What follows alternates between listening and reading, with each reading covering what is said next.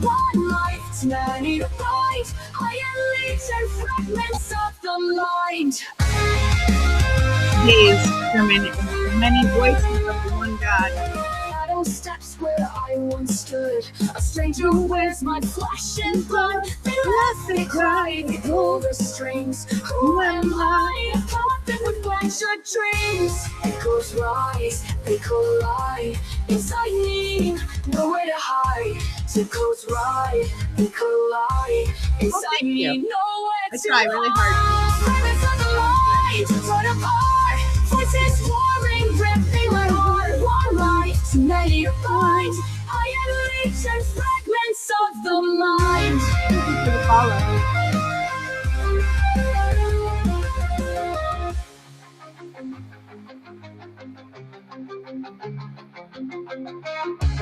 Echoes rise, they collide. Inside me, nowhere to hide. Fragments of the mind, torn apart. Voices roaring, ripping my heart. One life, too many to find. Higher leaps and fragments of the mind. Fragments of the mind.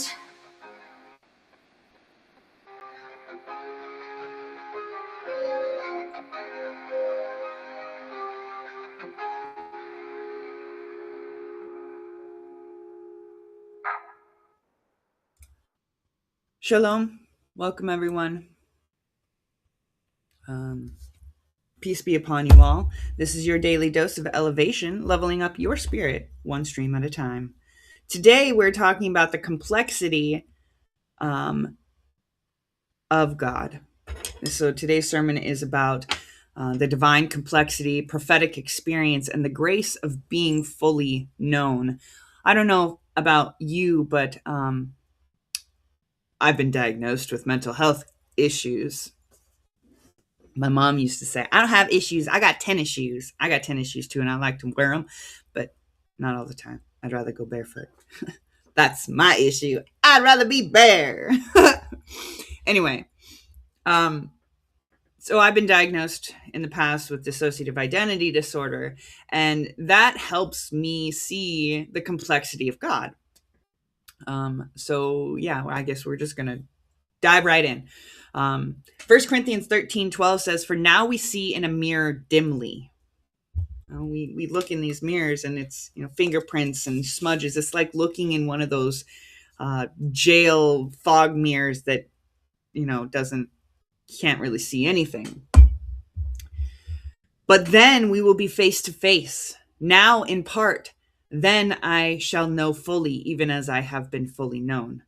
So right now we're looking in a mirror that's dim, but when we reach the other side, when we go beyond that veil, we will get to see fully.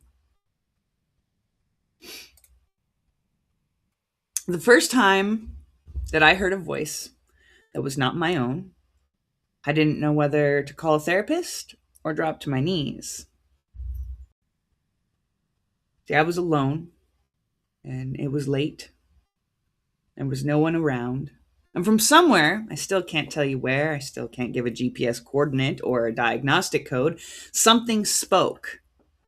Sometimes it would be loud, sometimes it would be quiet, but this time in particular, it wasn't really too loud, it wasn't theatrical, it's not the way in movies how they do it, where, the swelling orchestras and the shaft of light through the clouds. No, it was quiet, interior, intimate. And it said something so specific, so piercing, so undeniably addressed to me that I sat down on the floor and I didn't move for a long time. How many of you have experienced this? Now, see, this is where the story branches, because I live in a world, and perhaps you do too, where there are really only two respectable frameworks for processing that kind of experience. The first framework says, you heard something beyond yourself, something holy, something real, that's God. Receive it, follow it, don't question it. But the second framework says, the brain is a complex organ prone to pattern recognition and confabulation. Auditory experiences without an external source are a symptom. Make an appointment. But I want to suggest to you today that both frameworks, taken alone, are inadequate. That voice I heard, and the voice many of you have heard, deserves a larger room than either of those frameworks can provide. See, this sermon is about the larger room. We're going to build it together over the next hour. We're going to furnish it with scriptures, scholarship, with the witness of traditions from Africa to Asia to the indigenous nations of this continent in which I reside. Well, any continent, really. With the hard-won testimony of people who were told that what they experienced was not real. And by the time we're done, I believe we will have constructed something that can hold the full complexity of who you are and who God is. Because here's what I've come to understand. God is not simple. God has never been simple. And the complexity you carry in your mind, in your soul, in your history, in the voices and the visions and the experiences that you've been told to hide, that complexity is not your disorder. That complexity is your inheritance. See, from the first pages of the first book of the Bible, there was no land or sea or star or human being. But God opened the divine mouth and he spoke in a way that should have stopped all of us in our tracks. Genesis 1:26 says, "Then God said, 'Let us create man in our image, after our likeness.'" Us, our, plural, right there, first chapter, first book, before doctrine, before denomination, before any council had gathered to argue about it, God spoke in the plural. And if that were not enough, centuries later, the prophet Isaiah stood before the heavenly court and heard, "Whom shall I send, and who will go for us?" Again, us. From the first words of creation, God spoke in the plural. God was many, but one. And so I want to know, and I think you want to know, why are we so afraid of complexity? Why have we spent centuries flattening God into a monolith and then pathologizing human beings who dare to reflect a more complex image? And this is where we're going today. Fasten your seatbelts, because we're going all the way in.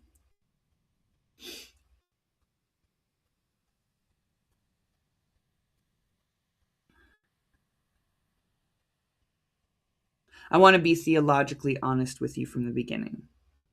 The church has a doctrine for this, the doctrine of Trinity. Three persons, one God, Father, Son, Holy Spirit, co-equal, co-eternal, co-substantial. It's the church's formalized answer to the problem of divine multiplicity, hammered out over centuries of councils, creeds, and sometimes genuinely violent arguments. And it's not a bad answer, but it is a contained answer, a domesticated one. And scripture, I want to argue, is far richer and stranger than doctrine often allows it to be. Let's start in Genesis 18. See, Abraham is sitting at the entrance of his tent in the heat of the day, and the text says that the Lord appeared to him. And then in the very next verse, Abraham looks up and sees not one figure, not a beam of light, not an angel. He sees three men, three visitors. And Abraham runs to meet them and bows to the earth. And this is what it says. He says he lifted up his eyes and looked, and behold, three men were standing in front of him. And when he saw them, he ran from the tent door to meet them and bowed himself to the earth and said, "O Lord, if I have found favor in your sight, do not pass by your servant." Three figures, one address. Lord, singular. The text itself refuses to choose three and one simultaneously. The very grammar of the passage resists reduction. So why do we try to contain this amazing, wonderful creator into a three-letter word? Because we want control. And then we go to Proverbs 8. This passage is extraordinary and it's underpreached. Hear wisdom, in Hebrew, Chokmah, Hokmah, in Greek, Sophia, both words for wisdom. She speaks of her in her own voice. Thank you for the likes. She's not a metaphor. She's not a poetic device. She is a distinct divine voice who testifies to her own presence at the beginning of everything. Here, I'll get the book out itself so you can see I'm reading it directly from here. Proverbs 8:22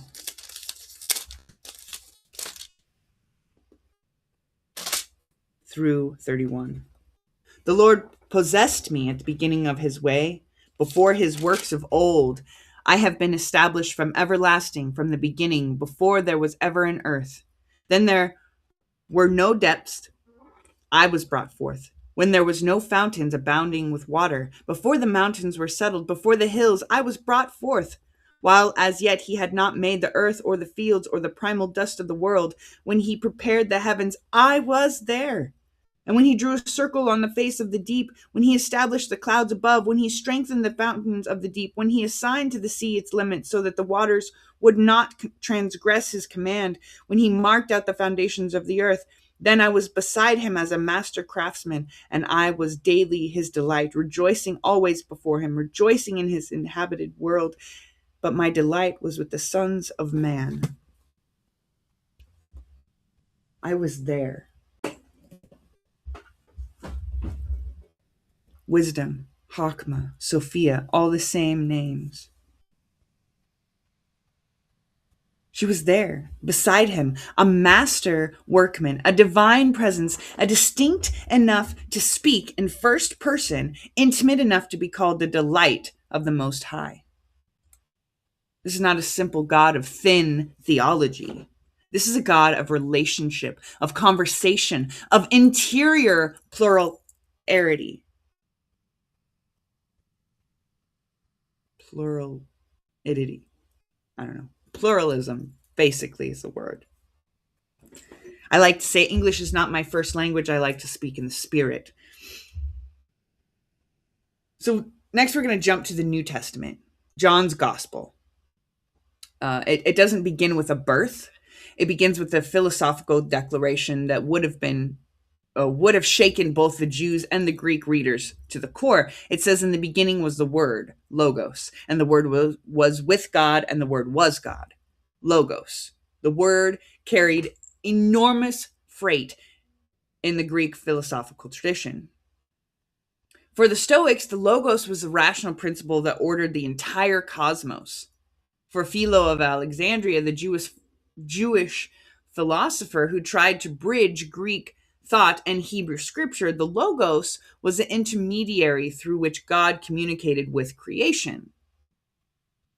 We could take it back to what we read in Proverbs about Sophia and Hakma, wisdom. John takes that concept, that whole philosophical tradition, and says, that's Jesus. And it was with God, and it was God, two and one simultaneously. Again, scripture refuses to be flattened.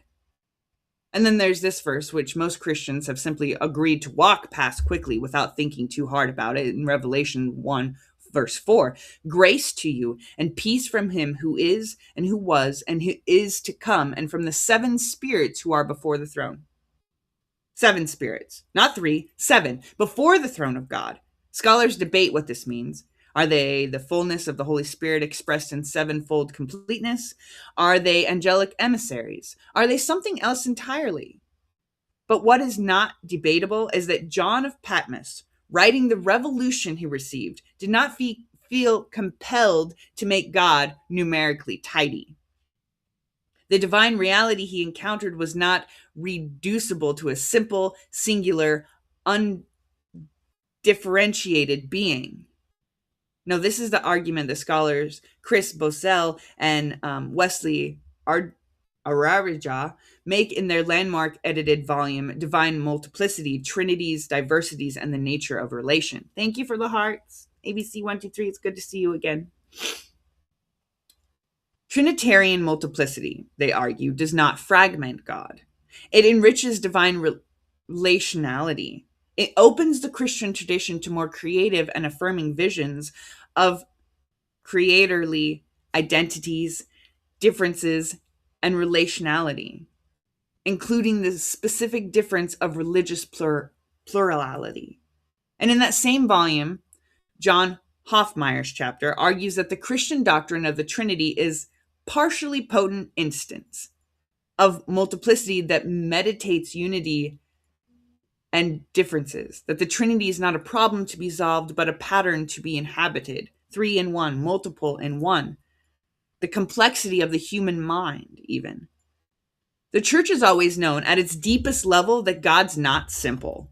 The question is, and this is the question that will drive the next 5 movements on this sermon, but first we'll pause after and have some more music, is whether we can extend that same theological grace to human beings who were made in that same complex image. If God can be one and many simultaneously, if the divine can be singular in essence and plural in expression, unified in love, differentiated in voice, then why, I ask you, why do we pathologize human beings who experience themselves in similar complex ways?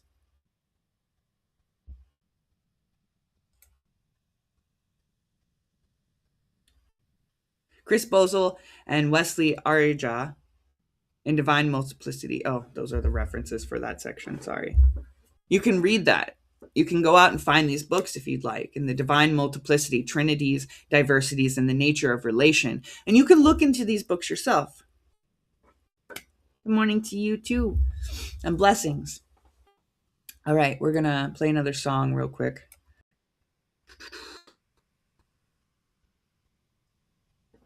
This playlist is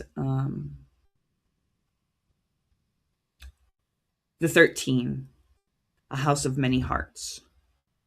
So we played Fragments of Mine earlier. We're going to play 13 Voices, One Soul now.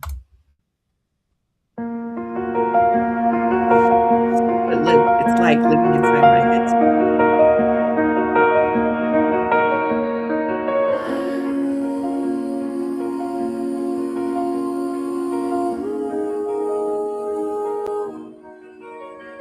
I'm the shell that learned to breathe with the in the corners where the broken pieces rest. I used to think I failed and thought the power wasn't mine, but they rose when I was drowned and held the line every time.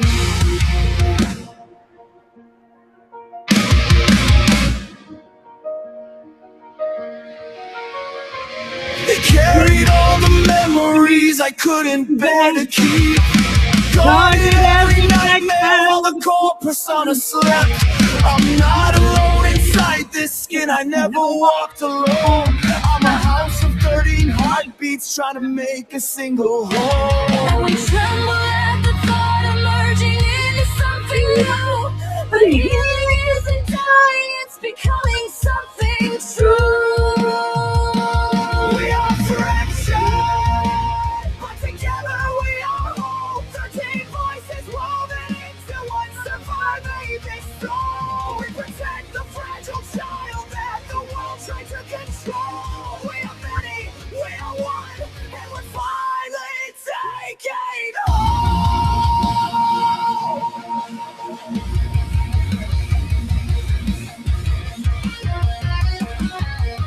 Some of us are warriors, some of us are flames. Some whisper in the quiet just to keep away the shame. Some carry all the anger, some the grief nobody saw. Some are just the echoes of a childhood carved in raw. But every part is sacred, every fragment has a name. Every altar held a burden so the core could rise again. Integration isn't erasing, it's a circle closing tight. It's the soul remembering itself after years of endless nights. We're scared of disappearing, scared of losing what we know. But maybe we're not fading, maybe we're learning how to grow. Maybe healing is the moment when the walls begin to fall. And the 13 stand together, not divided by the cold. We are fractured, on my DID. but together we are whole. 13 voices woven into one surviving soul. We protect the fragile chosen heart the world tried to control. We are many, we are one, and we're fine when we finally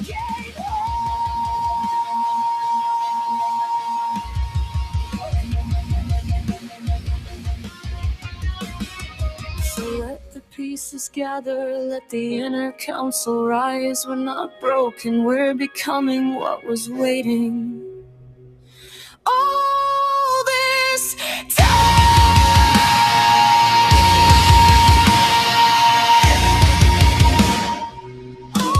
all this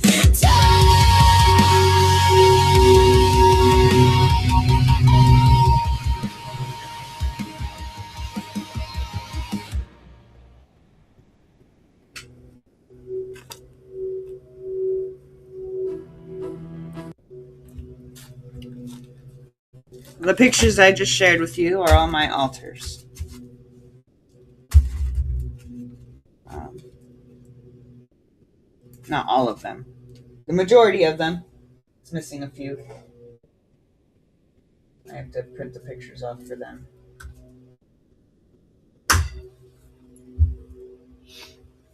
But yes, to answer your question, ABC123, I have posted a video. You can find it on my YouTube channel under the speeches.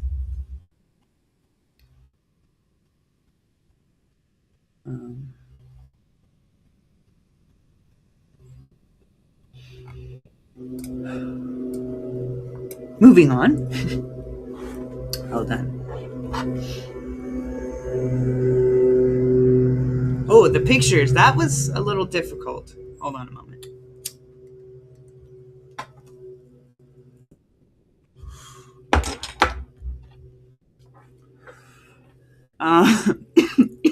AI is very helpful. What I did was, so we know what we look like inside, and when we look in the mirror, we don't see that.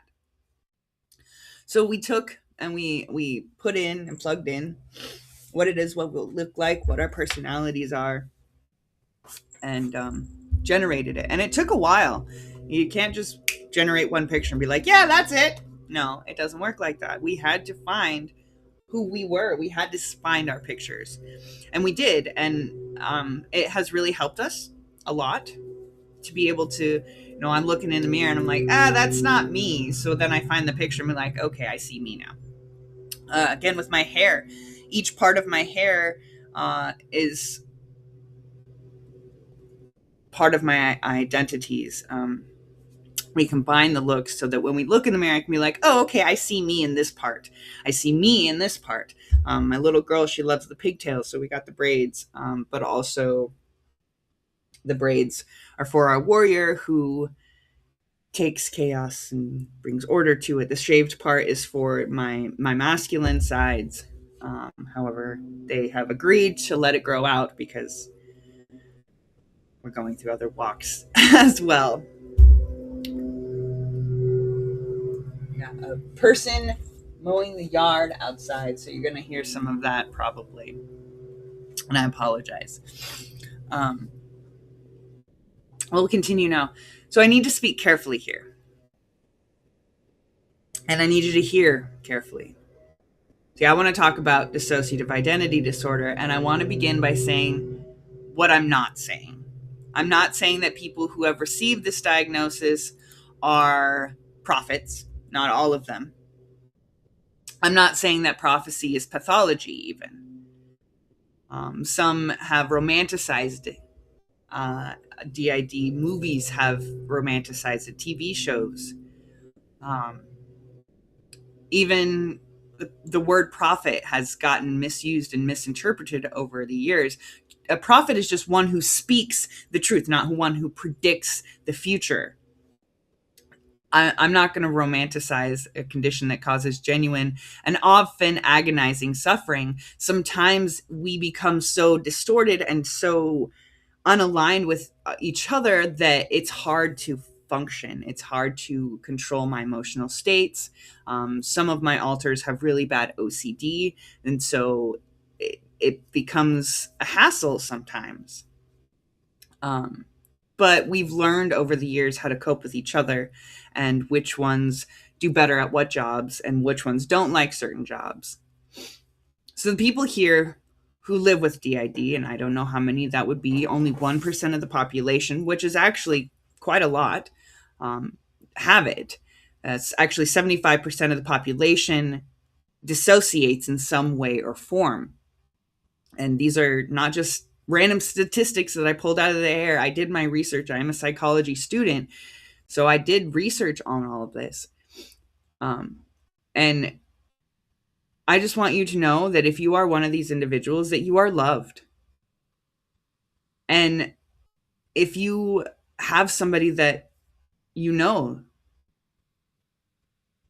well, no, it's not pretty obvious at first. There's a lot of things that go into it. You might be missing fragments of time. You might have blackouts and not know what's going on. Family members might say you're like a completely different person, even. But for those who do live with DID, and some of you do, or you love someone who does, I just want you to know that you deserve care, competent clinical support, and a community that doesn't reduce your experiences to just a spiritual performance or a theological argument. What I'm here today is doing is sharing how it is that I understood the complexity of God through my own experiences. See, I'm using a clinical reality as a mirror or a lens that illuminates what the theological tradition has always known about the complexity of the human soul. The metaphor runs in one direction only, from the clinical to the theological, but not the other way. What I'm saying is look at what modern psychology has discovered about the way the human psyche can organize itself, and then look at what theology has been trying to say for millennia. They are, in ways that should startle us, talking about the same territory. See, dissociative identity disorder, formerly called multiple personality disorder, is understood clinically as a trauma response. When a person, particularly in childhood, the early years, experiences trauma so overwhelming that the psyche cannot integrate it into a unified sense of self, the mind does something extraordinary. It creates separate identity states to hold and contain different aspects of the experience.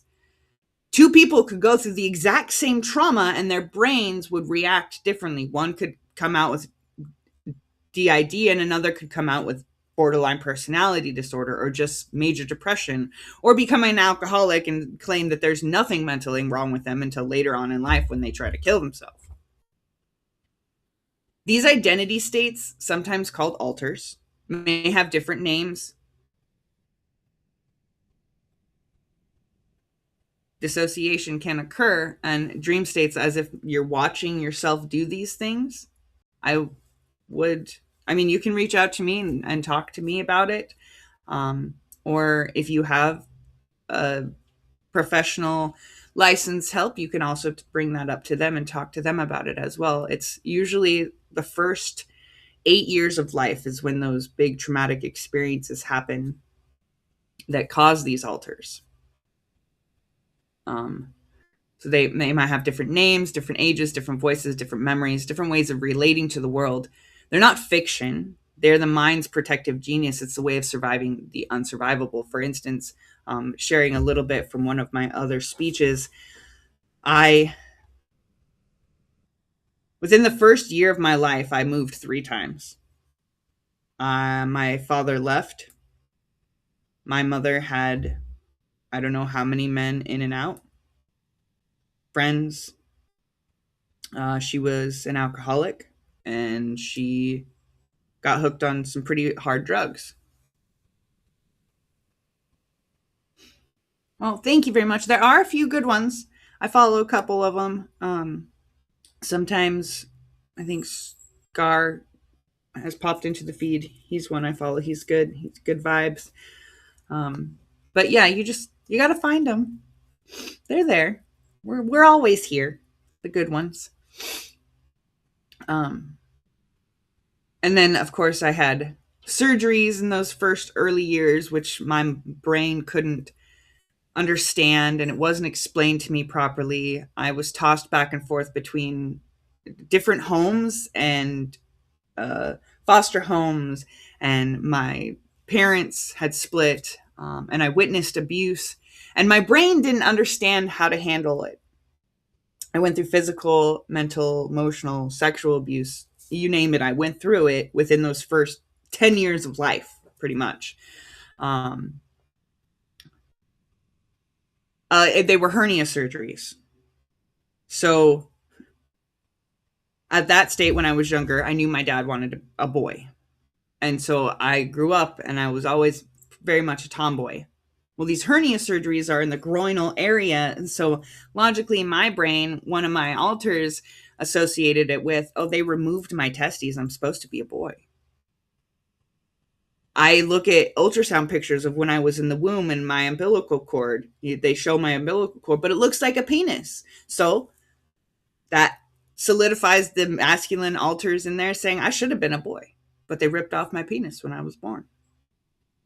They took out my testes. That's why I have these scars. And in all actuality, the more rational alters, no, we were born in a physical female body.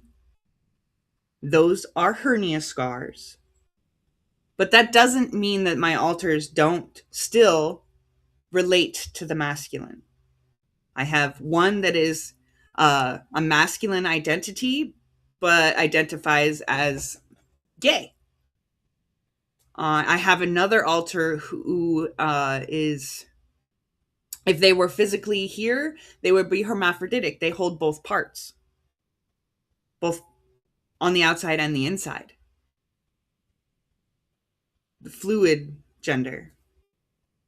Um, and so when somebody asks me what I identify as, I say I'm a twin soul. I identify as whatever. I was born with a physical female body, but I can't, and I have physical female issues on the inside that prevent me from having babies. I produce more testosterone than most women. So I relate to the masculine side as well. But that's also what this sermon's about, is the complexity that is God is also in us.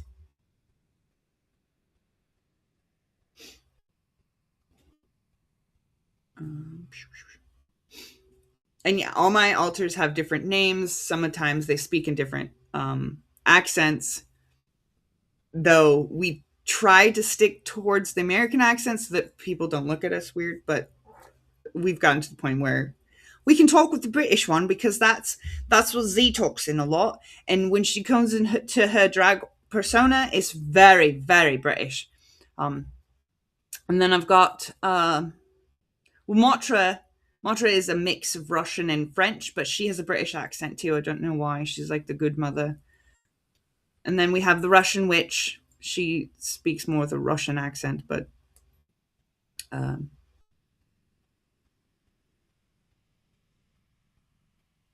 people don't like it when she talks that way. All right. So Dr. Harvey Caudron, writing from the University of St. Andrews, which St. Andrews University is the university that also put together my beautiful study Bible. St. Andrews University is a Seventh-day Adventist university. Seventh-day Adventist universities have one of, I mean, if you know, Loma Linda is one of their top universities. That's a medical university. So this Dr. Harvey, he argues in a remarkable paper titled Divided Minds and Divine Judgment, Dissociative Identity Disorder, Heaven and Hell, the Resurrection of the Body. The DID has profound consequences for Christian theology of personhood. See, if a single human being can house multiple identity states, multiple experiential centers, multiple voices, then the theological category of individual soul, personal accountability, and resurrection of the body becomes far more complex and far more interesting than we have usually allowed. But still, DID it's still a taboo subject in psychology today. The psychologist and scholar Everton de Oliveira Maraldi writing in the Oxford Handbook of Psychedelic, Religious, and Spiritual and Mystical Experiences in 2024, noted that distinguishing healthy spiritual experiences from dissociative disorders can be challenging, and that the connection between dissociation and spiritual experience has been recognized since the late 19th century. The border between the two has never been as clear as the diagnostic manual implies that it is. I want to show you something. The theological tradition has always accepted and has always affirmed that a single human body can house multiple experiential states, voices, and identities. I'll show you what I mean. Ezekiel. The prophet Ezekiel was commanded by God to lie on his left side for 390 days. 390 days. That's more than a year. Bearing the sin of Israel on his body. He was bound with ropes so that he could not turn over. He was given a precise dietary ration. He was told to cook his food over human excrement. And when he protested, God mercifully allowed him to cook it over cow dung instead. So Ezekiel was told that he had to lie on his left side for over a year. He had to eat a specific dietary ration, and he had to cook it over cow poop. He had visions of creatures with 4 faces and wheels within wheels and a sea of glass. He experienced what can only be described as an altered, sustained, embodied, non-ordinary state of consciousness for over a year of his life. Isaiah, the prophet Isaiah, walked naked and barefoot through the streets of Jerusalem for 3 years. 3 years, not once, not on a particularly bad day, but 3 years. As a sign to Egypt and Ethiopia of what the Assyrian king would do to them. 3 years of public, embodied, extreme prophetic performance. John of Patmos, exiled to an island, he received visions of such Baroque complexity, multi-headed beasts, a woman clothed with the sun, a great dragon sweeping stars from the sky, a city made of pure gold as clear as glass, that we've spent 2,000 years arguing about what they actually mean.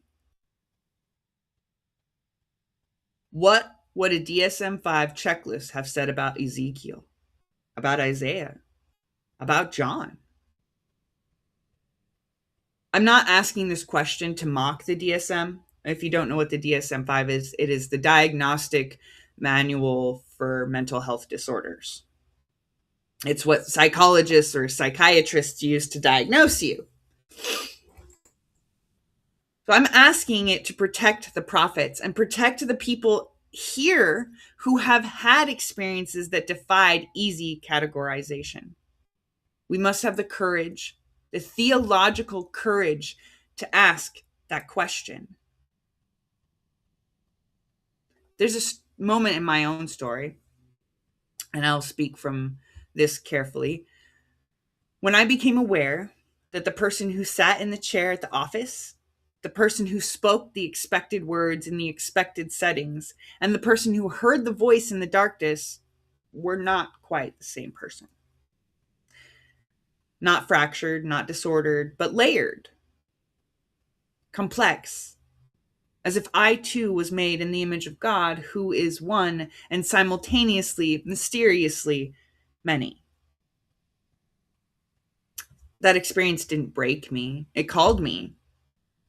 It called me into a deeper honesty about who I am and what I'm here to do. It's the reason I'm sitting here before you today.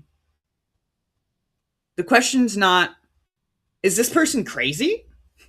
The question, and the only question that matters, is what if crazy and holy have always lived closer together than comfort allows? There's an old saying from my childhood that if Jesus was alive today, they called him a lord, liar, or a lunatic, which is exactly what they did to him back then.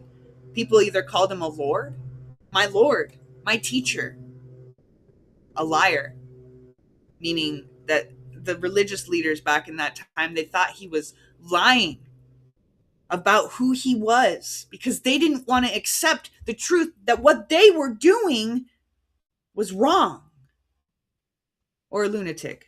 You know, the Roman politicians, the politics during that time, they just thought he was a crazy guy. Whatever, he's crazy, he's just talking to the people. Okay, whatever. He's really not doing us much harm.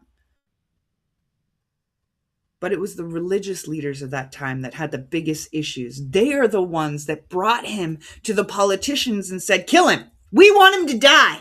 And the politician, literally, he said, I wash my hands of this. It's not on me. His blood is not on mine because I don't find him guilty. But you do.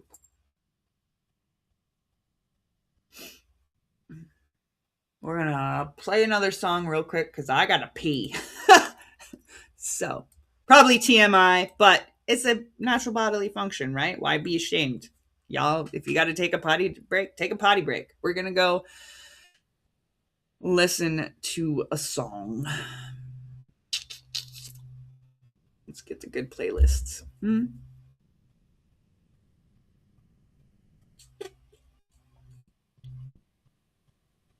I guess I can see if there's any good ones from this one.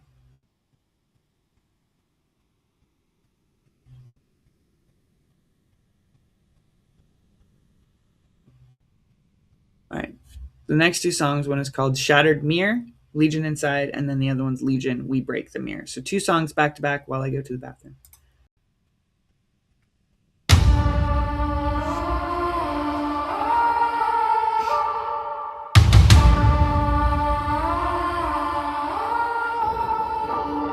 Yeah, I woke in the dark with my pulse off beat. Shadows crawling up my spine like they got teeth. Mirror on the floor, cracked wide like a grin. Every shard got a voice whispering, let me in. I'm a glitch in the system, a ghost in the code. 1,000 footsteps in a one-body road. It drips down my arms like a memory leak. Every altar stepping forward just to help me speak. Vision in my chest, hear the static breathe. Faces in the glass, none of them will leave. I'm the one who lived, I'm the one who died. Shattered mirror screaming, we are all inside. I'm a cracked reflection crawling out the brain. Voices overlap like they're chanting my name. I'm the echo, the fracture, the storm I survive. A legion in one body learning how to stay alive. I'm a cracked reflection crawling out the brain. Voices overlap like they're chanting my name. I'm the echo, the fracture, the storm I survive. A legion in one body learning how to stay alive.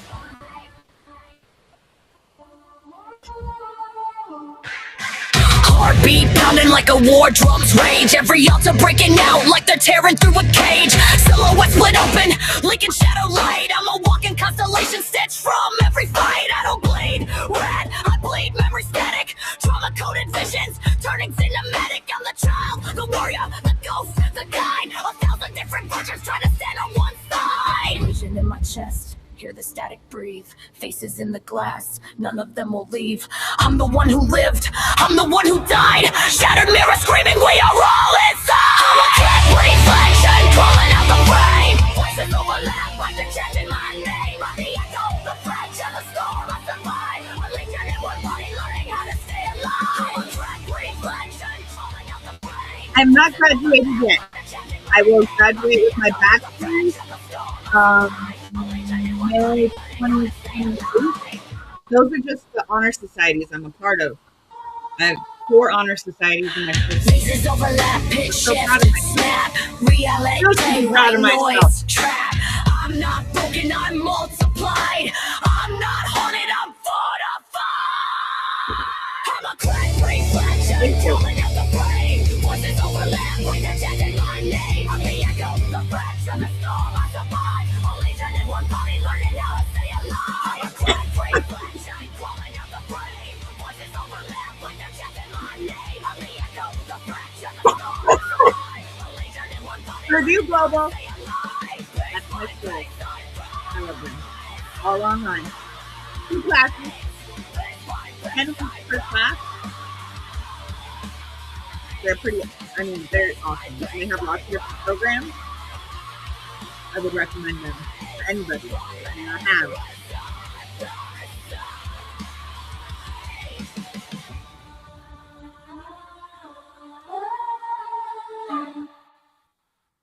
All right, one more song. One of my new ones.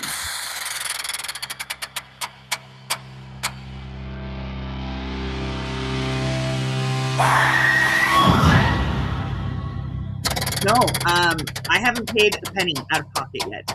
Well, that's not true. I paid $100 through. We didn't crawl from the dark. We were fortunate, built from every time the world since it still fit in. Don't split. Pressure made the fractures, expectations made the cracks. Till the mirror tried to force a face that never had our back. So we shattered it, glass raining like a war cry. Reflections bleeding static as the false self died. With a rage they created when they told us to hide. A legion born screaming from the fractures inside. Yeah, they'll walk you through fast. We are the ones they made. Now we rise on the line. We broke the mirror cause it never showed our kind. Voices overlap, distorted, amplified. We are the legion. They forced it to lie. They forced it to lie. We tear through the frame that they tried to confine. We're the storm that revolved the unfiltered mind. We're the truth, the refined, the shadow they feared.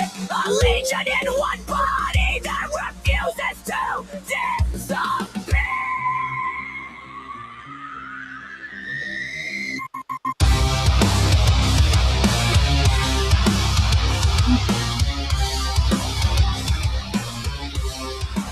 They wanted one version, a neat little lie, but we're too many stories to fit in one outline. We're the child they ignored, the protector they mocked, the fire they sparked when they kept every door locked. So we kicked them down, silhouettes ripping free, but memories rising like a cursed symphony. But I've been nominated for one by one teacher, and I do philosophical we are the ones they made. seminars Now we rise from the light. We broke the mirror cause it never showed our kind. to my philosophy. And I've done psychology movie breakdown. Because I think when I get into my practice later on in life, I plan to do different types of therapies, like music therapy, art therapy. We don't fit the mold. We melt it. There's We don't some take the movies that would be good for shape. We individuals. break For it. instance, We don't hide the for men cracks. that are trying to We get claim sober, them. a good one would be Sweet We Dreams. don't fear the dark. It's actually a comedy, but it's a comedy movie about becoming sober and the benefits of sober We are the teamwork. ones And I they think that's made. Now we rise from the another light. one We broke the mirror cause it never showed our kind. for Voices overlap, distorted, individuals amplified. struggling with homelessness or drug addiction. A movie called The Street Cat Named Bob. What it addresses homelessness, animal therapy, and benefits of, music therapy, and benefits of, and drug addiction, and the benefits of having a good heart. Another one would be Escaping the Madhouse, which is a true story about mental institution treatments. That one's just not necessarily a therapy, but that one's more for so that individuals can see what facility treatments I've done in the past. That one's more of like a study course for ethics, I guess. But there are a lot of good movies out there on mental health. I gotta finish my list and write it more down. But right now, let's get back to the sermon for today. Prophets, psychology, and the politics of diagnosis. No, you did not tell me. Congratulations. That's one of the harder ones to kick, I've heard. Score. Thanks for joining. You're just in time to hear the fourth part of this speech. You just missed some good music, though. Oh, ABC 123, that individual I told you about, score 3X. That's another good one. Good vibes there. He just likes to listen to music and chill and vibe with people, talk to them. So you said you didn't find any good, kind people on here. That's one of those right there. He's one I follow. So here's something they didn't teach me in Sunday school. Perhaps they didn't teach you either. The categories of normal and abnormal in psychology, and psychiatric thought were not developed in a vacuum. They were developed in a specific historical context. You're welcome. In 19th and 20th century, by the way. Thank you for the hearts. In Eastern Europe, by practitioners who were, almost without expectation, white, male, educated in the traditions of Enlightenment rationalism, and shaped by a cultural worldview that regarded non-Western ways of knowing, experiencing, and communicating with the divine as primitive, inferior, and diseased. Jean-Martin Courcade, the great French neurologist, the one they called the Neapolitan of the neurosis, studied religious ecstasy. He studied women in states of mystical transport, women who had visions, women whose bodies moved in ways that defied ordinary explanation, and he labeled it hysteria.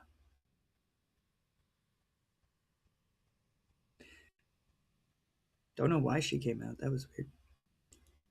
He staged demonstrations. Oh, I know why. He showed their convulsing, trembling, rapturous bodies to lecture halls full of male medical students as specimens of pathology. That was a French neurologist experimenting on women and hysteria. Sigmund Freud, building on Charlotte's work, would go on to characterize religious experiences as illusion, wish fulfillment, the infantile longing for an all-powerful father. The prophetic tradition, the tradition of visions and voices and embodied divine encounters that spans every human culture on earth, was in his framework not holy. It was neurotic. In this framework, this secular Western European rationalist framework became the dominant lens through which the prophetic traditions of African people, indigenous people, Asian people, and people from the global South were evaluated and pathologized by colonial powers. The healer who communed with ancestors was not a healer, she was a witch. The elder who received visions was not a prophet, he was delusional. And the community whose prayer involved ecstatic embodied expression was not worship, it was primitive. The ones that would dance around the fire, wear masks, sing. That wasn't considered worship, that was considered primitive.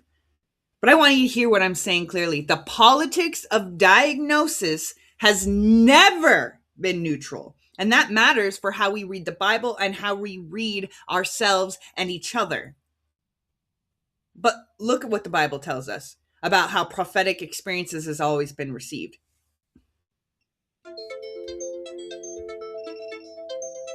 Oh, I will have to call them back. I'm in the middle of something. It's more important. In 1 Samuel, when the Spirit of God came upon Saul, when the newly appointed king began to prophesy among the prophets, the people who saw it were shocked. They said, "Is Saul also among the prophets?" And this became a proverb. Here, I'll read it, because it only gives me a portion of this when I write it up.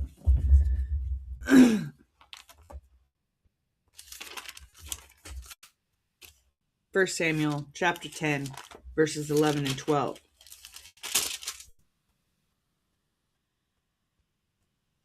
And it happened, when all who knew him formerly saw that he indeed prophesied among the prophets, that the people said to one another, "What is this that has come upon the son of Kish?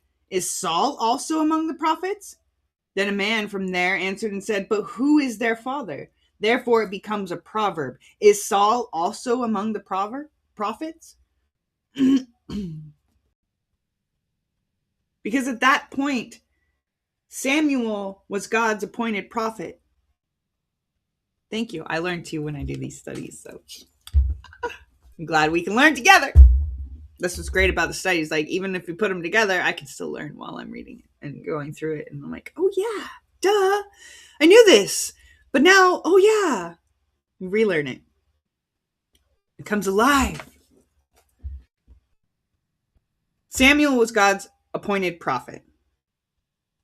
And God told Samuel that he would appoint Saul to be the king.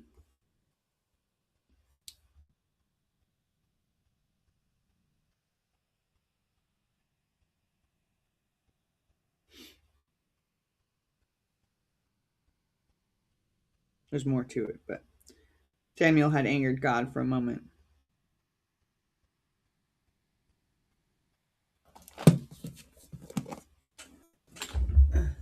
Turns to Saul. The shocked recognition. The barely concealed contempt. Really? Him? That one? The prophetic gift was not believed when it showed up in an unexpected body. Then or now. See, when Elijah ran from Mount Carmel to Jezreel, which was a distance of approximately 25 miles, he ran ahead of Ahab's chariot. He ran faster than the horse pulling the chariot in the power of God. The text says the hand of the Lord was upon him, an altered physical state, a superhuman exertion, understood by the text as divine empowerment. In another framework, it would be called a manic episode. At Pentecost, when the Holy Spirit descended like fire and the disciples began speaking in languages they had never heard, they had never learned, when the gathered crowd from every nation heard their own language spoken by Galilean fishermen, what the crowd say? The crowd said that they mocked and said, they are filled with new wine. They're drunk on the Spirit. They were intoxicated, disordered, not real. The birth of the church, the single most consequential spiritual event in the Western historian civilization, was diagnosed in its first moment as a public drunkenness. Mom. What? You know what they say about assuming? Yeah. It makes an ass out of you and me. And Ming. And Ming takes offense to that. You still haven't watched the last episode, and you are going to watch it before the last episode comes out. I know. Okay. The prophetic community dismissed as chemically impaired. I come on here, people ask me if I'm high. One of the first days that I started doing the sermons, they said, what are you on? I said, nothing. Or when I speak in tongues, my ex-husband would say, don't speak to me in your demon tongue. Well, because I was not speaking in English. And then there's Paul, who was Saul. Paul, who had a blinding vision on a road to Damascus that left him physically sightless for 3 days. Paul, who was caught up to the third heaven and heard things that cannot be told. Paul, who wrote more of the New Testament than any other single author. Paul looked his critics in the eye and said, for if we are out of our mind, it is for God. Yes, I do. If we are in our right mind, it is for you. If we sound crazy, let us sound crazy.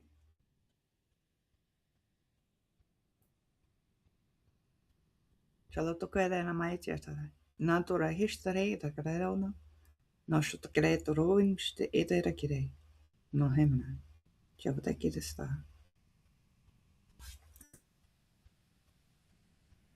we are out of our mind, it is for God. Amen. Thank you.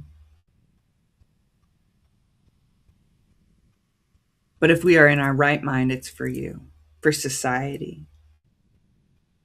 Paul himself, the architect of the Christian theology, acknowledging the madness dimension of prophetic experiencing and refusing to be ashamed of it. For years, I was scared. scared to come on here and be this extreme, scared to do this in public. Even still now, I have people that are like, you shouldn't talk to that. Some people don't feel comfortable. They have a right to leave, but they won't because, they have common courtesy. Great! Then that's God's will intervening. That's God's will in their common courtesy, that they will stand there and allow the seeds to be planted. Because there are some that won't. They will just walk away. There are some that just walk up to me and I haven't even said a word and they're like, I just love your whole aura. Everything about you.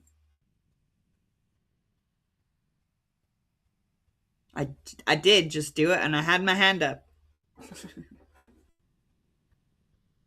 Oh, being crazy? That too. Being on here. Yesterday I had that little tickle of doubt that came in. Why are you doing it? What's the point, right? The point is that you are here. Even if it affects just one person, they say leave the 99 and go save the one. So even if I'm just saving one little person, one little sheep hears a message, one little flower gets to bloom, then I have served a purpose far greater than myself. We're going to go through the anthropological view now. Dr. T.M. Lerman of the Stanford University spent years embedded in American evangelical prayer communities studying the experience of hearing God speak. Her landmark book, this is a doctor who has a degree, I don't have mine yet, I'm working on it, wrote the book When God Talks Back. And it concluded that hearing God is neither delusional nor simple imagination. It is a cultivated, culturally shaped, learnable skill of trained inner perception. We always try to look outward for God. But what did Jesus say? The light is within you. You are the salt of the earth. You were created in the image of God. That doesn't make you God. Don't get me wrong. That's not what I'm saying. I'm not that. No. I'm saying that we were created in the image of. Thank you so much. And I'm glad. Keep coming back. We're here every day. And even in recovery, they say keep coming back. It works if you work it, right? It works if you're here, if you just listen even. If you just read a little bit every day. You might forget what you read when you walk away, but it's in there somewhere in those little catacombs of our mind. The people who were most practiced at prayer, who had developed the most sustained and disciplined inner life, were the ones most likely to hear God speak in specific, personal, unmistakable terms. It was not madness, it was formation. And then there's this. The moment when someone I trusted looked at me, looked at what I was carrying and the experience I had tried to describe and said, that's not real.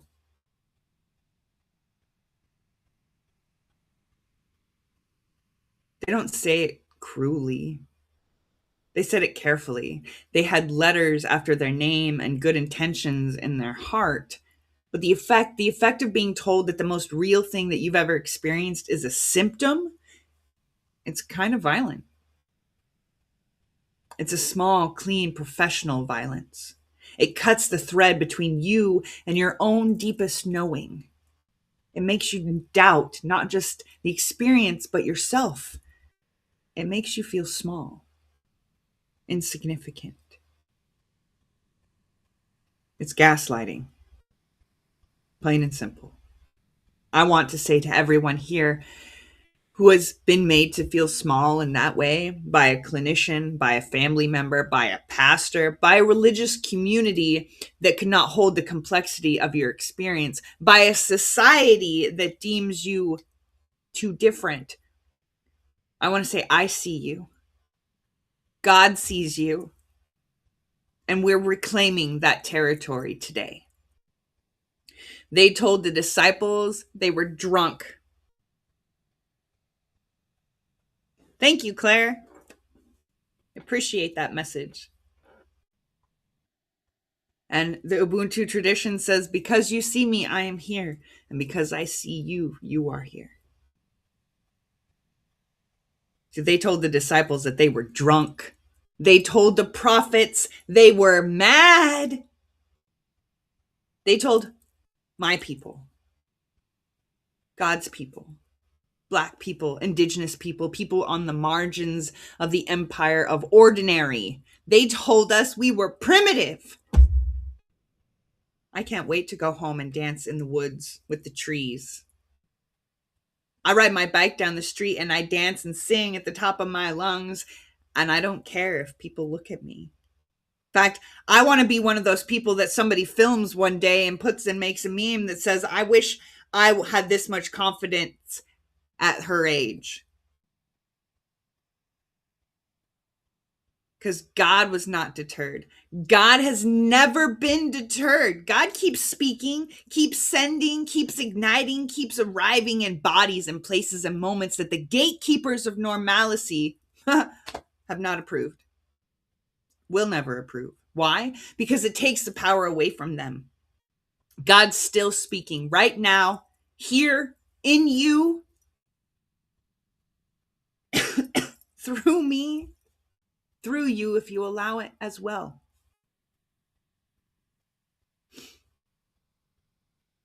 Oh, I need a drink for a moment. We're going to move on. I got multiple drinks around here. Good.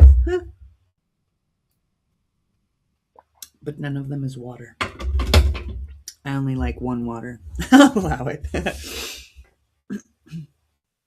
Many voices, one human family, hearing God across traditions.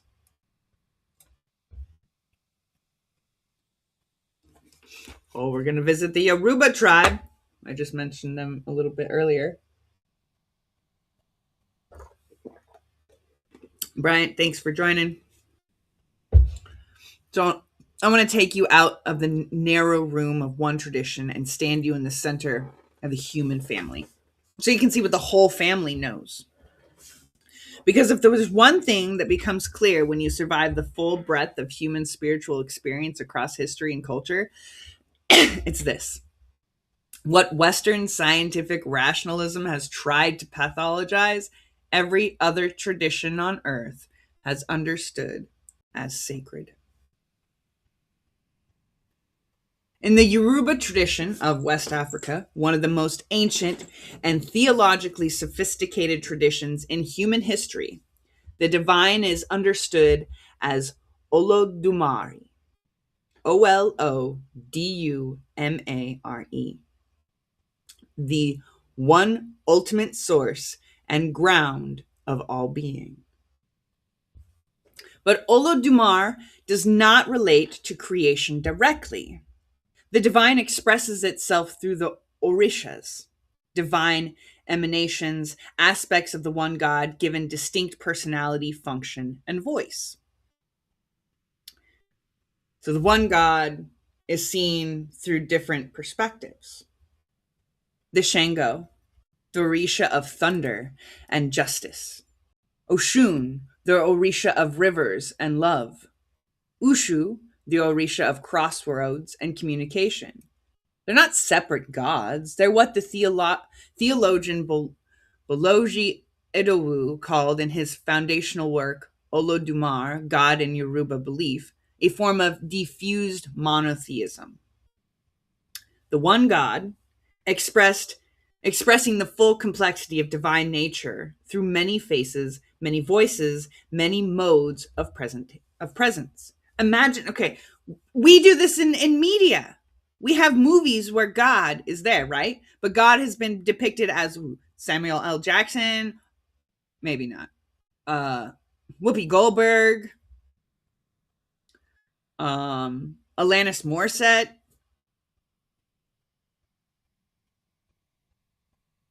I can't think of any more off the top of my head right now, but that's just 3.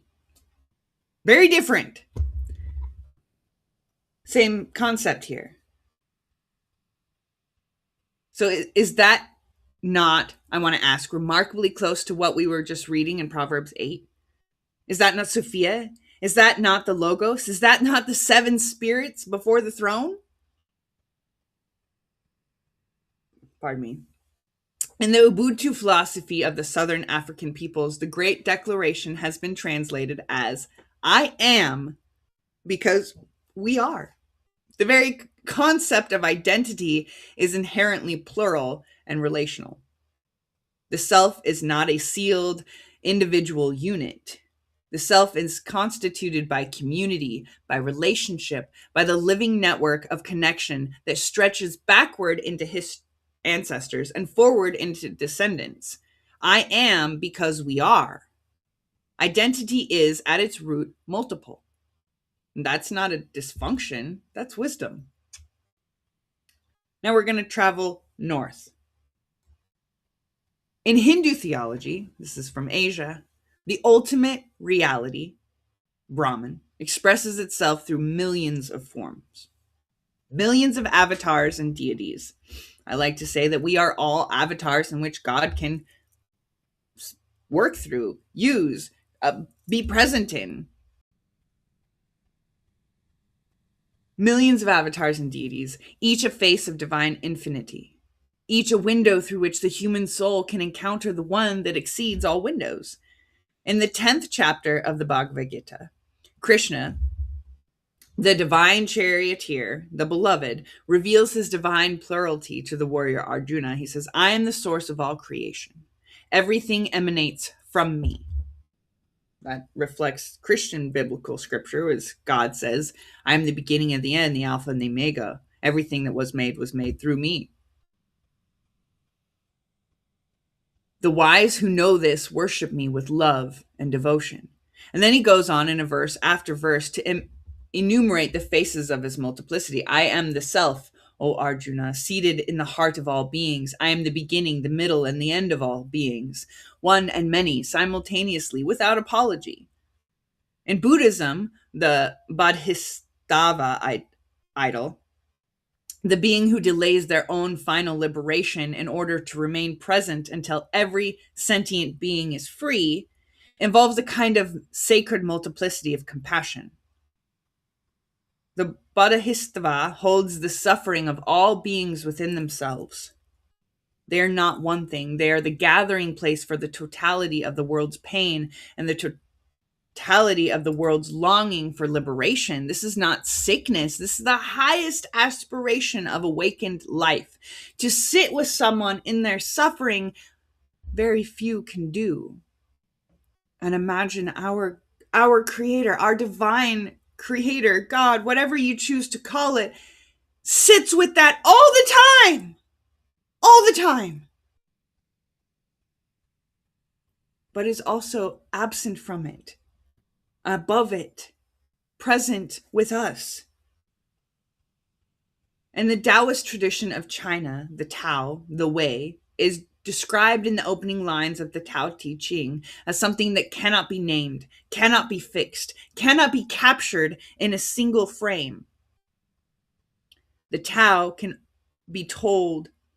The Tao that can be told is not the eternal Tao. It is the one that manifests in all things and exceeds all things simultaneously. It's here and it's there and it's nowhere all at once. The one and the many held together in a mystery that is not a problem to solve, but a reality to inhabit. Now let's travel again. Across the indigenous nations of North America, the Great Spirit communicates through dreams, visions, animals, and altered states of consciousness. The vision quest, the practice of going alone into the wilderness, fasting, praying, waiting for a vision that will reveal one's purpose and identity, is one of the most disciplined and serious spiritual practices on this continent. And we don't practice it anymore. It's not escapism. It's not irrationality. It is a right. You can fast. Start with 1 day. Start with 3 days. Start slow. Whenever you feel the hunger pains come on, pray, reflect, listen to scripture, sing. chew on ice. The water of life, right? That cools the appetite. I like to say over and over to myself, or even out loud, man does not live by bread alone, but by every word that cometh out of the mouth of God, which is what scripture states that Jesus said to Satan when he was tempted. So this practice, it's a rigorous, culturally embedded practice of cultivating divine encounter through the body, through silence, and through the earth. The great Lakota scholar Vine Deloria Jr., in his foundational work, God is Red, in 1973, mounted a devastating critique of the Western Christian tendency to flatten indigenous spiritual epistemology, to reduce land-based, relational, multivocal encounter with the sacred into categories of superstition or mental illness. These people were literally beat for practicing their traditions. They were beat for speaking their own native tongues by people that called themselves Christian missionaries. And we wonder why we question things. He argued for a theology that is grounded in place, in relationship, in the full complexity of embodied sacred encounter. A theology where the Great Spirit speaks through the land, and through the storm, and through the dream, and through the vision quest, and where that speaking is not a symptom to be treated, but a gift to be received with gratitude. As we've been speaking throughout the week in the different sermons, God is everywhere, in everything. And once we realize that, and once we accept and see the divine in all things, we can finally come to a peace, or begin to at least. I just want to tell you right now that I'm not going to come on here and say that my life is perfect, because it's not. We all have ups and downs. We all have trials and tribulations. And I'm going to tell you right now, this is truth. If you see a churchgoer, a Christian who says their life is perfect, they're lying and they're not following the true God. Because even Jesus had struggles. Even Jesus had days. Even Jesus was tempted. Buddha, Gandhi, Muhammad, Moses, every spiritual leader throughout history, throughout every faith and culture had struggles. None of them were perfect.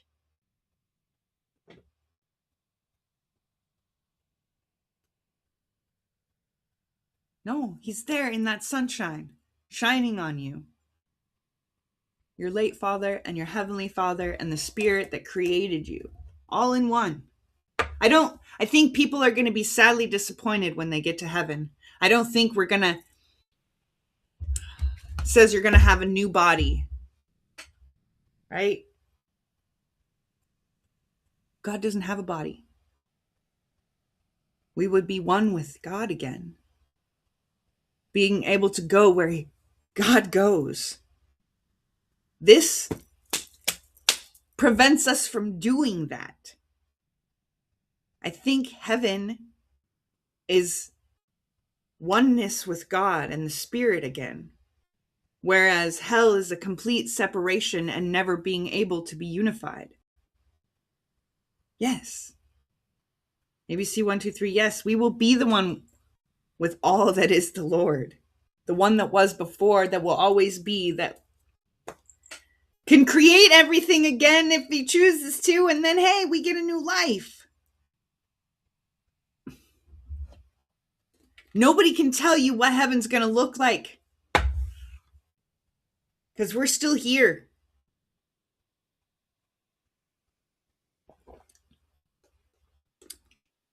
Even Jesus said, I can't tell you when, what time. Only his Father does. Only the source.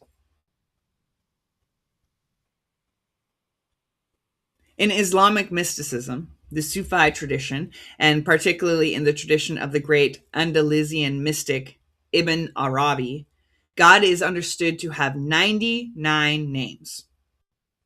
That's in the Islamic mysticism. In the Hebrew, in the Bible, are you? Are my what, Skyhook? Um, in the Hebrew Bible and the regular Christian Bible, there's over 100 different names. Am I Muslim? I am an interfaith believer.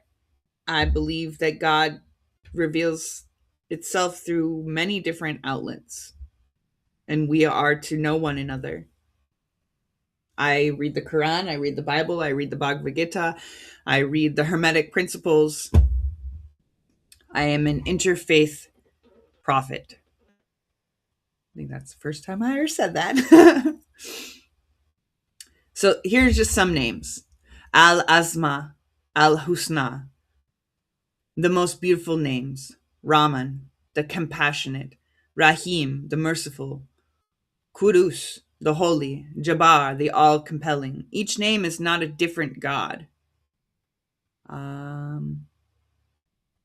I don't have a burqa per se, but I have scarves that I wear every once in a while, yes, when ordained to do so.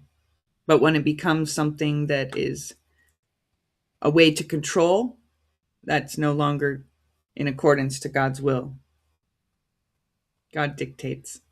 Sometimes it's necessary, and depending on my altered state and identity, some individuals wear it, whereas others don't, as the pictures I showed earlier.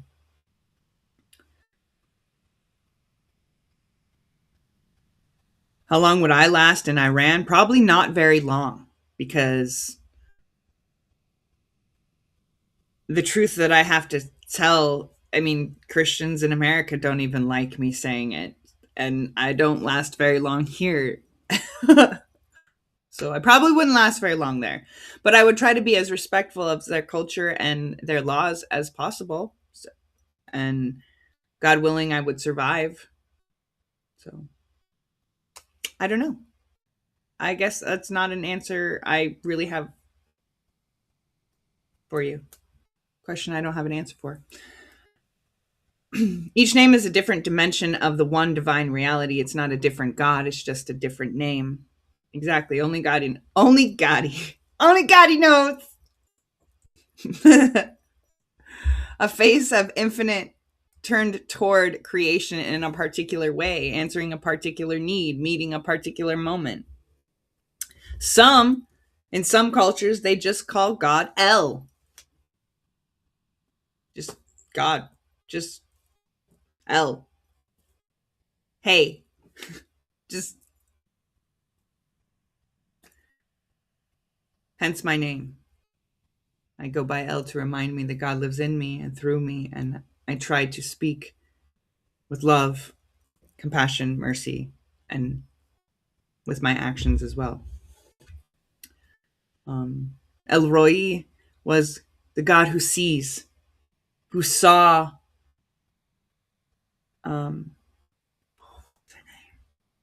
Sarah's handmaiden, Hagar, and her son in the wild. Yes, kitty. Not right now. I'm not done yet. Ibn Arabi's concept of the al-insan, al-kamil, the perfect human, is the one who holds all of God's names within themselves. The perfect human is not simple. The perfect human is a mirror of divine complexity, someone in whom the full multiplicity of the divine names finds its creatorally reflection. It's not a disorder. It's the highest aspiration of human becoming. In the Prophet Muhammad's own experience of revelation, the receiving of the Quran through the angel Jibril was described as physically overwhelming. The Prophet trembled, he sweated, he felt the weight of the word as a physical pressure on his body. The revelation came in different forms at different times, sometimes like the ringing of a bell, sometimes as a man speaking, a somatic, alternatingly overwhelming and intimate experience of divine encounter. And when the early community asked where the spirit who delivered these words, God's answer in the Quran was the most honest answer in all of scripture. It says, and they asked you about the spirit, say, the spirit is of the command of my Lord, and of a knowledge you have been given only a little. Mystery, incompleteness, wholly unknowing, built into the architect of faith. We just recently did a sermon on that, on the holiness of incompleteness. So every major spiritual tradition on earth, African, Asian, indigenous, Islamic, and yes, Jewish and Christian, has the understanding that divine encounter involves multiplicity. It involves mystery and states of consciousness that exceed the ordinary. The Yoruba know it. The Hindus know it. The Lakota know it. The Sufis know it. The prophets knew it. Paul knew it. He wasn't a prophet. He just wrote letters. He could have been a prophet. The term prophet means one who speaks the truth. Paul was trying to speak the truth as he knew it to the different churches. The Western clinical diagnostic model is the outlier. It is not the universal standard. It is one framework from one time, from one cultural tradition. And yes, the DSM-5, that's the fifth one. The DSM has gone through many changes. Things get taken out, things get added in. But these spiritual theologies, they stay the same throughout these cultures. They differ from culture to culture, but they stay the same within their culture. And they all say the same things. I don't care what you think about my hair. This is what God deemed necessary for me to help me heal. Each part of my hair is a different part of my identity. You may not like my dreads, but my dreads are clean, taken care of, and beautiful. And I love them because they are a part of culture. They are a part of identity. They're a part of spiritual paths, even. Thank you for your advice. However, if I appear crazy, it's because I'm crazy for God and what he tells me to do. She, it. My grandma hates it when I say God is an it or she, because she was raised with the masculine, the one who cares, the father image. But God is more complex than that, as we've learned.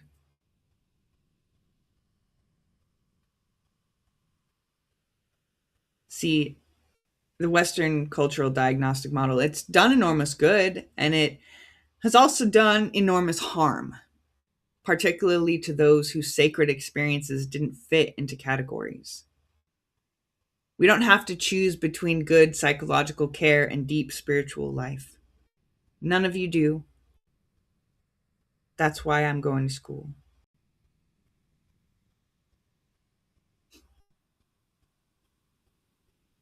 Satan is a concept that man created to show the difference of God. Satan was Lucifer, the bright and morning star, the angel, which was the opposite side of Jesus, two sides of the same coin. I don't worship anyone but the one that created all things. And I've told Christians this, and they get mad at me, that God is both good and evil. God is all things, all at once, everywhere. The good and the bad that happens to us is because God wills it to. I don't worship these different gods or angels or specific names for the divine. I worship the all that created it all.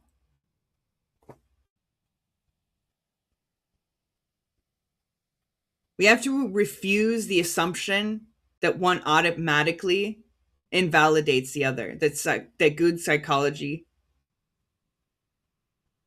Oh, I'm sorry that you feel it's a phony answer, Skyhook, but it's the truth.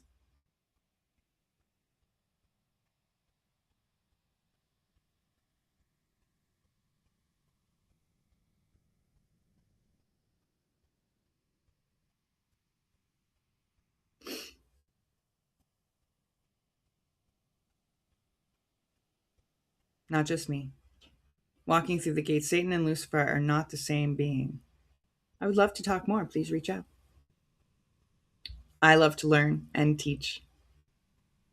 And then when I learn more, I teach that too.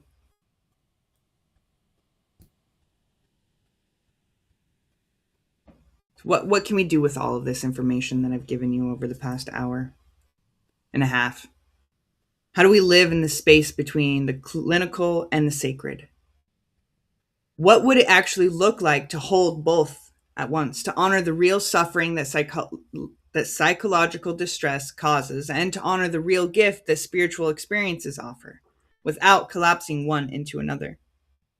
I've written one and I'm working on more. I want to propose 3 principles, not a program, not a prescription, 3 principles of what I'm calling a faithful psychology, a way of approaching the inner life that is both psychologically informed and theologically grounded. Principle 1, differentiation, not dismissal. Oh, thank you for the follow. A faithful psychology, faithful, not as in like I'm faithful to somebody, but full of faith, which is what the word would mean if it was taken literally. Full of faith.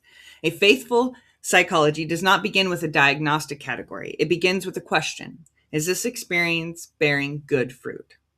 Is it opening the person toward love, toward connection, toward greater wholeness, or is it closing them down, isolating them, driving them toward harm? Jesus gave us the criterion in the Sermon on the Mount. By their fruit, you will know them. So if somebody came to me and said, I'm hearing voices, I would ask, what are these voices telling you to do? What are they saying? If they are causing harm, they're not of God. If they are telling them, well, those people over there, they're talking smack about you, you should go kick their ass. That's not of God. I've heard those voices. I've been there. I've heard them too, trust. I watched my mom go through it. But I noticed when I started taking things out of my life that were not supposed to be in my life, those voices tended to go away. And the good voices tended to stay. Not by their category, not by their diagnosis, not by whether they fit the expected template of religious experience, but by their fruit. A voice that leads you toward compassion, toward service. It's okay. No need to apologize, ABC 123. A voice that leads you toward compassion, service, wholeness of yourself and community, that's worth attending to. Whatever the clinical framework might call it. A voice that leads you toward destruction, isolation, harm to yourself or others, that needs clinical support, pastoral care, or both. The criterion is not categories. The criterion is fruit. Skyhook liked it apparently because they followed. Even if a little seed comes through, it's okay. And they can choose to doubt and not be believers at first. Saul was. And then God got hold of him and said, hey, bro, what are you doing? So discernment, discerning between those voices. Agreed. Walking through the gates. That's why I said message me, because as I said, Jesus and Lucifer are 2 sides of the same coin. What if they were the same being? I appreciate that.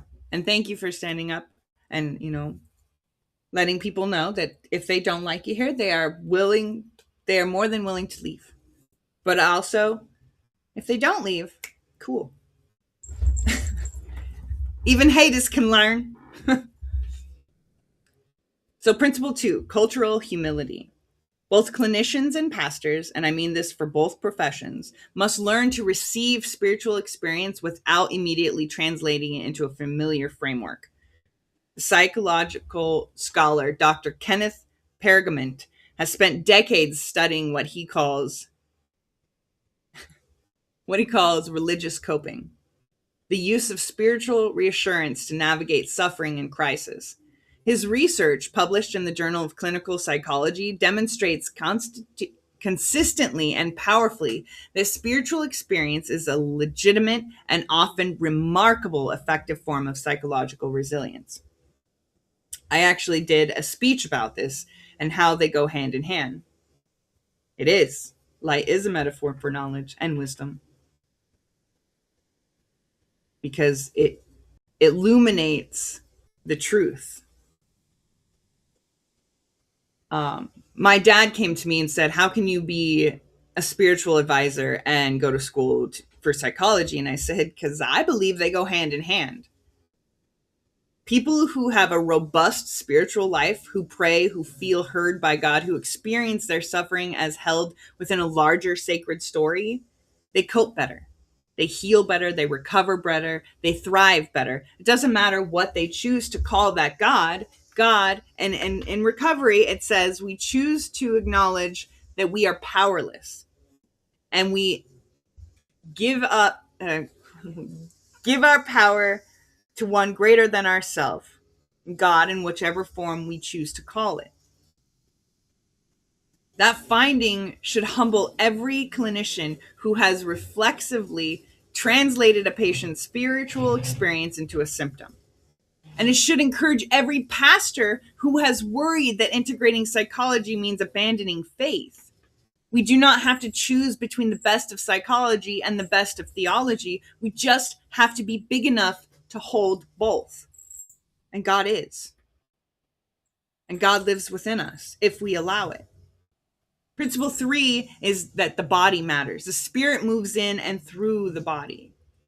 This is not a metaphor, it's scripture. Paul trembled, Isaiah walked naked, Muhammad sweat under the weight of the word. Even Jesus sweat blood when he was praying, "Lord, take this from me, but not of my will, but yours."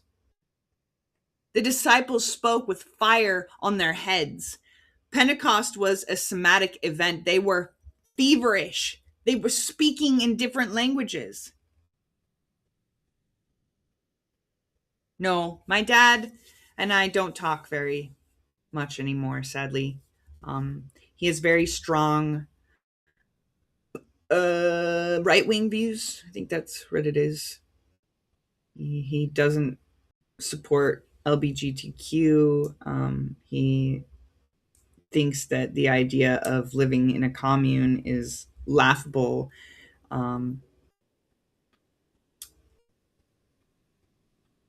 And I shared a couple streams ago why I went to prison. He has his own views on why I went. And the last interaction that we had with him was one of us cussing him out and the other one apologizing, saying, "Look, I still love you. You're still my dad. And I will always try to strive to make you proud. And I don't know why, but I did.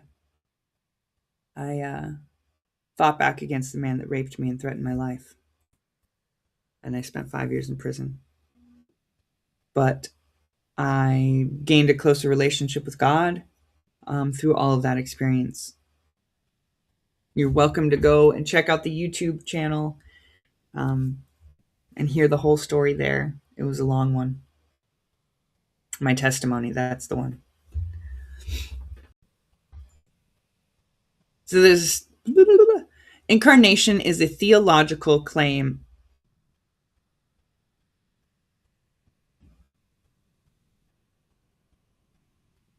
Oh, you're right. It is walking through ghosts, not gates. You're correct. My bad. I gotta write that down. Should be in the comments, but comments. Underground for Christ.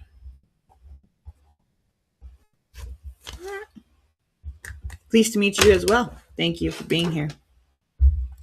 Thank you for interacting.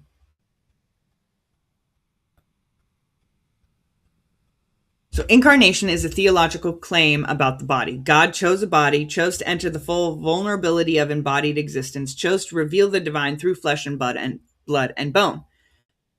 Many different cultures have this. Krishna embodied a body to talk with Arjuna.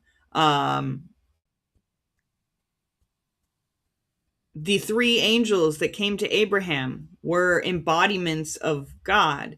Christ here on earth, God chose to inhabit a body. You and I, the closer we draw to God, the easier it is for God to use us, to inhabit us, to speak through us, to act through us. The more we are aligned with his will, the easier it is. Which means a theology that ignores or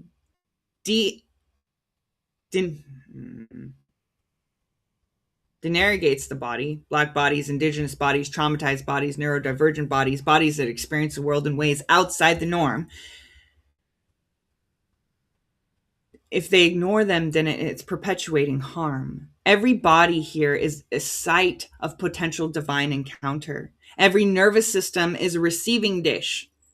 Every history of trauma and survival is the hands of a faithful God, a form of preparation.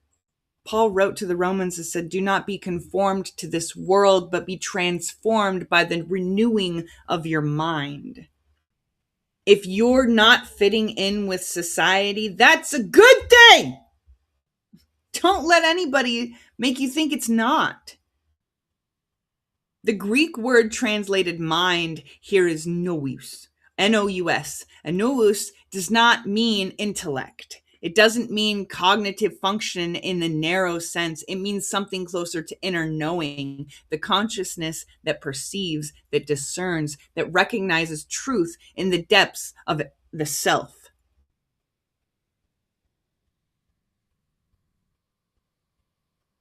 The renewing of the nous. Yes. Allegory for the psyche and the human consciousness. The transformation of the entire inner perceiving apparatus. That is what God is after, not just your beliefs, your whole way of knowing. Most people don't even know who they are anymore. But there's a promise, an old, glorious democracy of the Spirit promise spoken first by the prophet Joel and then quoted by Peter on the day the church was born. And it says, "And it shall come to pass afterward that I will pour out my Spirit on all flesh. Your sons and your daughters shall prophesy. Your old men shall dream dreams, and your young men shall see visions. There will come a time when more prophets will step forward, all flesh. Not just the credentialed, not just the ordained, not just the people whose experience fit neatly into accepted categories, sons and daughters, old and young, dreamers and seers, the prophetic gift, the gift of hearing the divine voice, of receiving the sacred communication, of carrying a word beyond yourself. It's democratized now. It's distributed. But it will be poured out indiscriminately on the full complexity of the human family.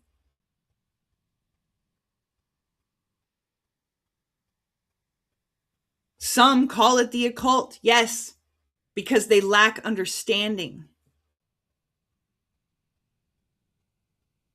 But God can speak through us and to us through whatever means necessary. I like to say it this way. You play board games with your family, right? And I'm sure everybody has house rules, right? Heck, did you even know that the big money pot in Monopoly is not in the rules anywhere? Free parking, when you land on free parking, you get the money in the pot. That's not in the rules. It was a homemade rule that became a family tradition. Okay? Now, if we as parents can think and accept this and say, okay, yeah, we'll play by house rules, and sometimes we win, right? As parents. Well, in all actuality, we win all the time because we are spending time with our children. So think of God, our creator, the ultimate parent, creates these rules for us to follow. But we're kids, right? We want to play by our rules. So the one that created us and created all things says, okay, we'll play by your rules, but I'll win because I know how to infiltrate everything because I created everything. So when you watch TV, don't just watch it for entertainment purposes. Watch it and see what pops out. There's a message that'll pop out. When you put your music on, don't just pick a song. Pick a song and then hit shuffle and skip. What random song comes on? What kind of message is it giving you? What we put in does manifest. I have tarot cards myself, but usually what I do is I take welcome and thank you for being here. Have a good day and blessings to you. This has been your daily dose of elevation, leveling up your spirit one stream at a time. Thank you. I pray and I ask God to reveal to me what it is that needs to be revealed. Whatever it is I'm touching, listening to, the divine is there. I know what it is to take a long time to reach this place of integration. I know what it is to spend years holding the psychological and the spiritual in separate hands and afraid that to even let them touch, that one would poison the other. I know what it's like to have the darkness and the light inside and struggle with it daily. I know what it's like to be told you have a message to give. Blessings to you as well, ABC123.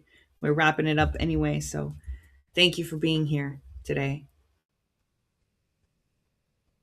We struggle with being the center of attention and preaching. And we've had people tell me, you're doing it for attention. That's all you want. But that's not it. I have a message to deliver, and I don't care if you like it or not. I'm going to keep talking about it.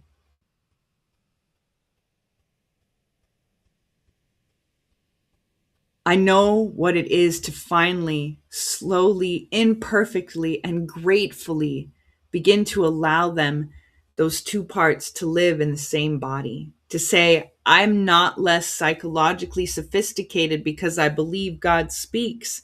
And I'm not less spiritually alive because I take seriously what's happening in the human nervous system. Both things can be true. Both things are true. And the moment I stopped demanding that I choose between them was the moment that I became, for the first time, something closer to whole. It's when we became less fractured and more fluid. Before we end, I want to come back to where we started. The first time I heard a voice that was not my own, I did not know whether to call a therapist or drop to my knees. I want to tell you what I chose and what it cost, what it gave. I chose eventually, after a long time of being afraid, after a long time of trying to explain it away, after a season of letting someone with letters after their name tell me it was not real, I chose to take it seriously, not to abandon the psychological dimensions of my experience, not to pretend that complex inner lives do not require care and tending, and sometimes professional support, but to also equally, stubbornly, faithfully refuse to let the clinical framework have the last word about what was happening in my soul. And what did it cost? It cost the comfortability of the opinion of some people who thought they knew what kind of person I was supposed to be.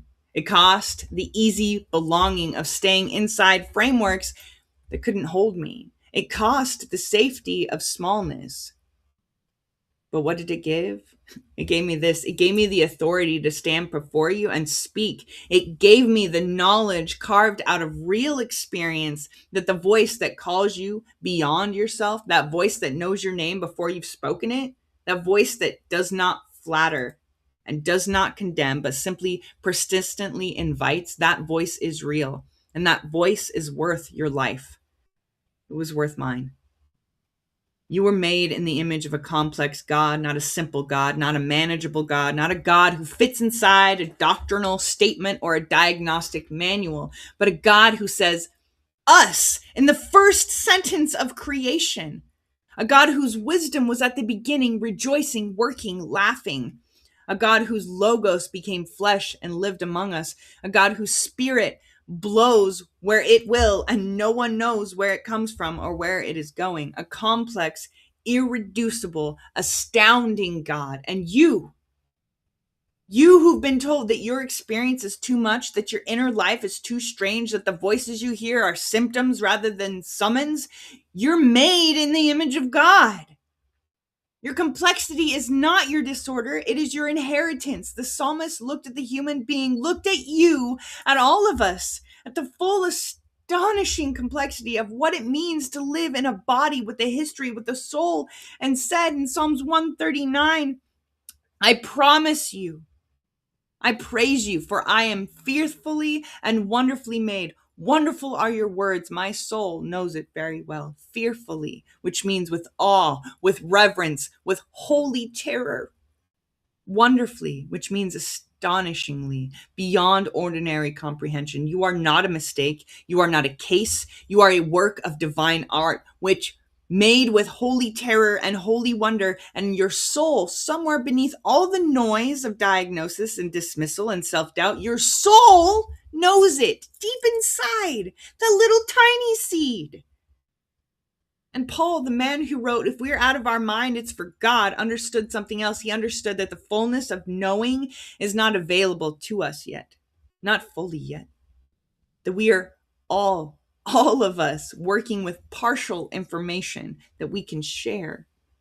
That mirror is dim, and that fullness of what we are and what God is and what we are each to each other is still coming into focus. For now we see in a mirror dimly, but then face to face. Now I know in part, then I shall know fully, even as I have been fully known. Fully known. You are fully known, not partially, not conditionally, not once you get your act together or silence the voices or fit the template. Right now, as you are. And all of your complexity and all of your hunger and all of your holy and bewildering multiplicity, you are fully known by the God who made you in the divine image. It's not a future promise. It's a present reality, even as I have been fully known.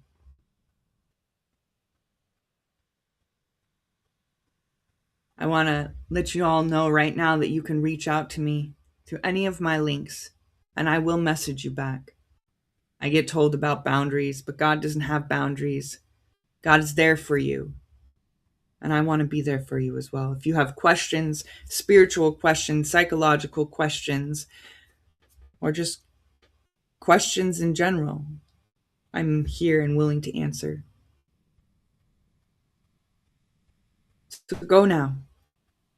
Bear the image of God who set us before the world was made, who placed wisdom beside the waters and called her good, who sent the word into flesh and didn't flinch at the complexity of it.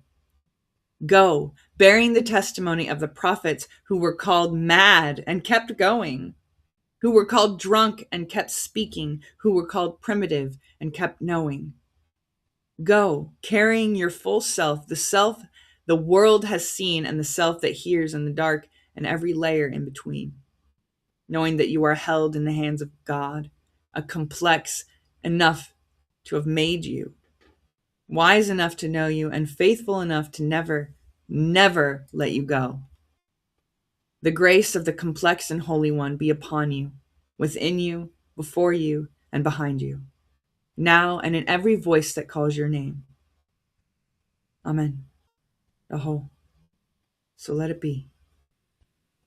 Thank you for joining us today. This has been your daily dose of elevation, leveling up your spirit, one stream at a time.